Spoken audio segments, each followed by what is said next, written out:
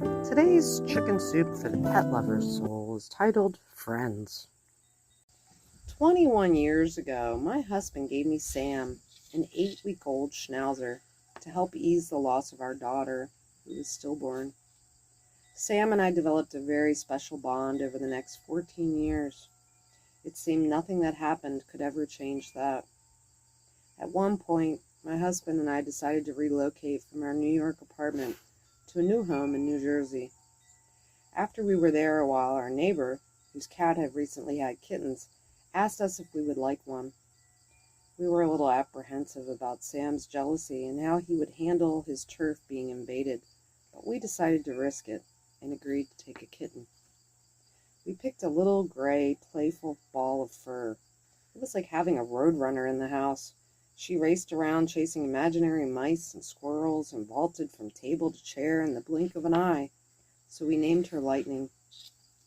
At first, Sam and Lightning were very cautious with each other and kept their distance. But slowly, as the days went on, Lightning started following Sam, up the stairs, down the stairs, into the kitchen to watch him eat, into the living room to watch him sleep.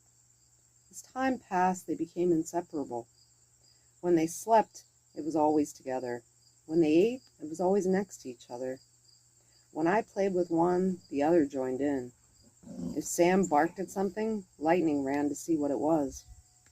When I took either one out of the house, the other was always waiting by the door when we returned. That was the way it was for years. Then, without any warning, Sam began suffering from convulsions and was diagnosed as having a weak heart. I had no other choice but to have him put down. The pain of making that decision, however, was nothing compared to what I experienced when I had to leave Sam at the vet and walk into our house alone. This time, there was no Sam for Lightning to greet, and no way to explain why she would never see her friend again. In the days that followed, Lightning seemed heartbroken. She could not tell me in words that she was suffering, but I could see the pain and disappointment in her eyes whenever anyone opened the front door, or the hope whenever she heard a dog bark. The weeks wore on and the cat's sorrow seemed to be lifting. One day, as I walked into our living room, I happened to glance down on the floor next to our sofa where we had a sculptured replica of Sam that we had bought a few years before. Lying next to the statue, one arm wrapped around the statue's neck, was Lightning, contentedly sleeping with her best friend. Karen Del Tufo sent this article. It's a true testament to how even pets grieve, and I've had that happen on my farm with horses.